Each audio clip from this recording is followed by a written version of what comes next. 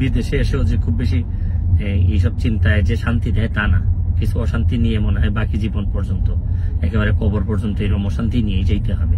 আমার জীবনে অনেকগুলা ভুল সিদ্ধান্ত, ভুল কাজ আছে আমার জীবনে, আমি মানুষ হিসেবে অনেক ভুল করছি। শুরু করিতেছি মহান আল্লাহর নামে, যিনি পরম করুণাময় এবং অত্যন্ত দয়ালু।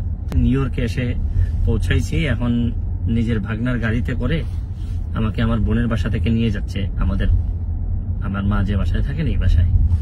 তো থাকতে থাকতে অনেকগুলা মেসেজ পেয়েছি বাংলাদেশ থেকে, যদিও এটা নিয়ে খুবই আমি চিন্তিত ছিলাম বা কথা বলা দরকার আমি ভাবতেছিলাম, বিভিন্ন কথাবার্তা হয়। এটা আসলে আমি আপনাদের কাছে মানে আল্লাহর হস্তে চাই যে এটা বন্ধ করতে হবে। এটা যদি বন্ধ না করেন, মানে অনেক মানুষের অনেক নির্যাতন হয়, অনেক কষ্ট হয়, এইসব যন্ত্রণা আপনাদেরও, আমি প্রায়ই হয়তো এইভাবে যন্ত্রণা আপনাদেরকে দিতে হবে, আপনাদেরও নিতে হবে, আর আপনাদের যন্ত্রণাও আমি নিব। ভালো থাকবেন, সুস্থ থাকবেন।